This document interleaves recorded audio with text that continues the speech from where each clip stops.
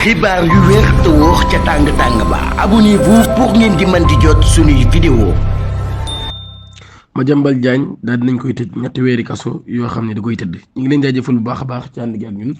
chaîne bii di Buzz 221 HD cour d'appel bu Ndakaaru daal dinañ confirmé alterné tey jii di ñetti fan ci weeru mars 2024 condamnation bu journaliste bi di wuyu turu Madiambal Diagne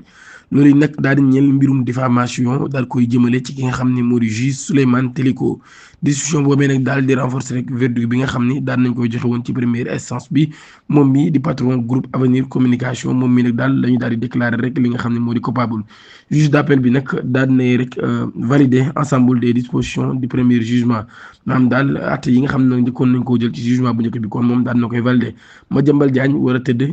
ñetti weeri kaso yoo xam ne daf koy tëdd waaye tamit war a joxe ab amende bu toll ci 500 000 francs CFA ba tey ci loolu yi moom nag war naa indemniser ki nga xam ni moo di Souleymane Teliko lu toll ci 5 millions de francs CFA loolu yi nag ngir dommage et intérêt lay doon loolu yi la Soleil daal di xamle mbir yi nag mi ngi xew ci ab émission boo xam ni Madiambal doon na ko def ci loolu nag daal ci la waxoon actuel directeur général du centre de formation judiciaire GFG daal dañ ko épinglé woon ci ab rapport boo xam ne nag Union européenne ñoom ñoo ko épinglé moom mi journaliste bi daal mi ngi xam ne ni document bi dafay révélé que ni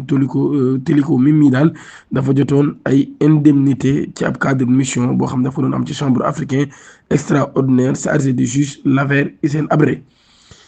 moom mi nag daal ci la contesté yooyu la mbir moom Souleymane Teliko daal di nag dem ci yoon ngir diffamation ci tribunal correctionnel de Dakar loolu nag daal jugement bi daal di am le 17 juin 2021 ci loolu nag ci lañ joxe woon rek dëgg ki nga xam ne moo di Souleymane Teliko waaye ci loolu daal Madiambal Diagne daf ci d'accord toon benn yoon daal di def rek appel ngir yaakaar ni dinañ ko mën a teggil boobule peine wala sax maam ñu daal di koy wàññi waaye nag kon daal nañuy dëggal yooyu di wax ni kon moom Madiambal Diagne liñ ko tuumaal kon moom moo ko def. ki nga xam ni moo di Oumar Youm di tontu Moustapha Ndiaye Sarré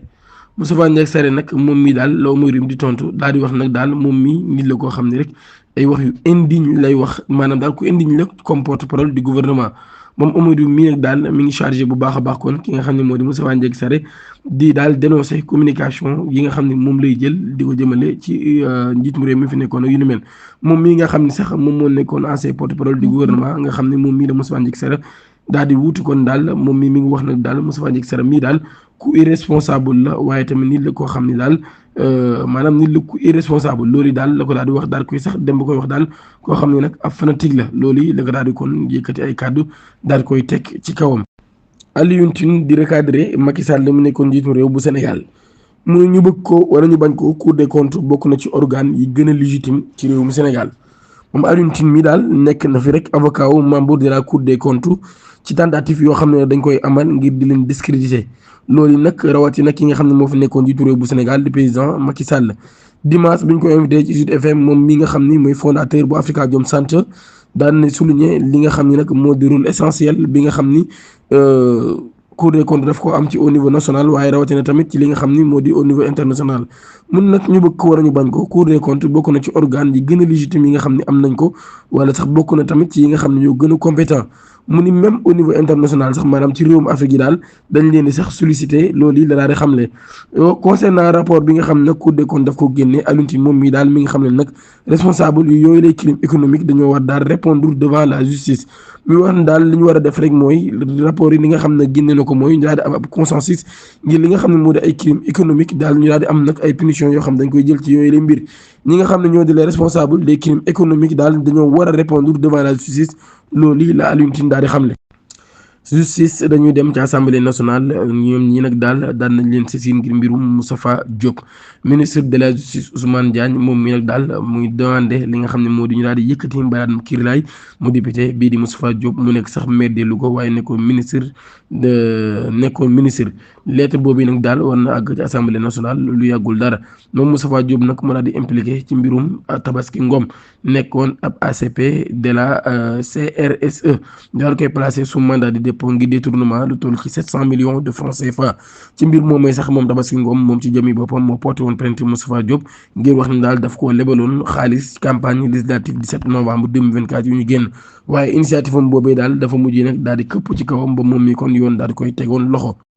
le député maire de Agnam Farba Ngom ñu daal di koy tegoon loxo mu nekk ca prison bu Rebeuss depuis le 27 février bi ñu génn adjoint am di Abdou Aziz Diop moom mi nag daal mi ngi doon dénoncé ab règlement de compte politique daal di nag pointé du doigt ki nga xam ne ñoo di autorité yu fi nekk jamono ji rawatina le premier ministre Ousmane Sonko mun nag daal honorable député nit la koo xam nit la ko diñ waaye nit la tamit koo xam nit la ko am jom mu ni avant ñu koy jàpp sax daal doon na wax ñi nga xam ne nag ñoo di ay prosam ak ay population am ñu daal di nag daal di nag tourné ci li nga xam ne moo di l'avenir maam daal di concentré nag ci li nga xam ne moo di seen avenir bu baax a baax daal ne moom sax wax nañ daal dina affronter nag li nga xam ne moo di situation yi ak dignité moom lii nga xam nag Abdou Aziz Diouf daal na koy xamle mi ngi accusé nag Ousmane Sonko daal di wax ne moom moo jiite mbir moomi wala sax daal moom moo nekk ci bopp mbir moomi jàpp gi nga xam ne jàpp nañ ko ki nga xam ne moo di Farba Ngom ba nag daal di koy placé sous mandat de dépôt loolu nag daal la daal di xam ne nag daal loolu daal teguñu ko fenn ci loo xam ne nag lu légal la nee na loolu yi lu illégal la comme ni ko rek ay avocat am daal di waxee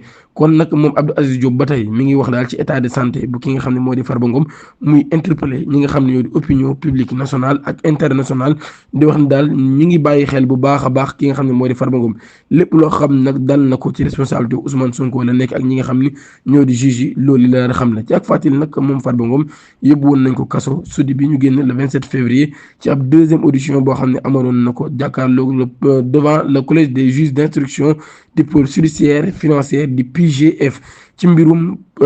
détournement des fonds bu toll ci 125 milliards de francs CFA mu nekk nag loo xam ne ab rapport de la cellule nationale de traitement des informations financières de CENTIF moom moo ko génne. célèbre entrepreneur bii di wuyoo turu SM Dieng moom mi daan nañ ko présenté ci parquet bu Dakar loolu yi par gendarmerie yu brigade territoriale de la Foire ñoom ñoo ko def moom mii nag ñu ngi ko giñ viol ci loolu yi nag daal viol boobee ñu wax ne sax ki mu violé daf ci jëlee ëmb ko kii tamit nekk nit koo xam nit la ko vulnérable mi ngi dëkk ci Ouest Foire moom SM Dieng war naa daal jéem a convaincre justice ngir nag jéem a défendre boppam ci accusation yi nga xam ne ñu ngi ko koy giñ di wax ni daal dafa rek ëmbal ki nga xam ni ab copinam la woon wala sax ex copinam la woon ginnaaw ab relation amoureuse bu ñu amoon bu toll ci 1 an ki nga xam ne moo du yooyu tur MBSN ñoom ñaar ñi daal dañoo bàyyante ginnaaw boo xamee ni rek dañoo mënatul nekk maanaam incompatibilité ci loolu nag daal ki nga xam ne nag moo di jeune femme boobee nag daal daan nay nag am keneen comme nekk loon sax ba ñoom ñaar ñu daal ci sëy waaye sëy bi nag yàggul 4 mois rek la daal def ginnaaw ab feebar bu doy waar boo xam ne moo ko daloon moo def sax sëy ba yàggul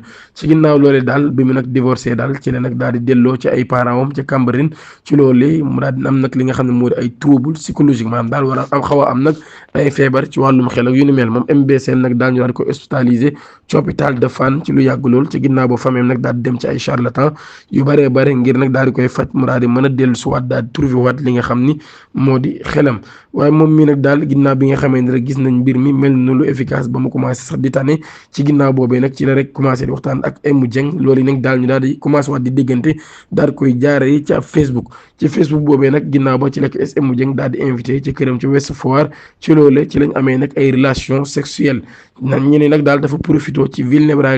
vulnérabilité am ba nag daal di àgg ci kawam loolu yi daal la ñu wax ci ginnaaw ba nag moom MBSN mii nag daal ci lañ xamee ne dafa ëmb bañ ko laajee nag ay parents laaj ko kan moo la teg lu ni mel mu daal di désigné ki nga xam ne moo di SM Dieng comme le responsable maam daal di wax ni nag moom moo ko teg li nga xam ne kon moom moo ko dal wala sax moom moo ko ëmbal moom mi nag daal nay weddi woon mbir yu ni mel wax ni sax daal du papa doom ji benn yoon waaye ca ginnaaw ba nag daal bi nga xam ne victime bi dafa déposé ab plainte ci gendarmerie de la Foire SM Dieng mii nag daal nay mujjee nangu ni nag séq na ak ndaw si lu mat ñetti yoon waaye daal ëmbalu ko benn yoon maanaam daal nee na séq na ak moom ñetti yoon waaye nag du papay xale bi man ko loolu day neex loolu lii lañ leen indiloon ci ay xibaar di leen jaajëfal bu baax a baax ci ànd bi ak ñun ci chaîne bii di Buzz 221 HD di leen ñaan ngeen abonné yi suñu chaîne YouTube te activé ko notification bi pour bañ a rater suñu yeneen vidéo jërë ngeen jëf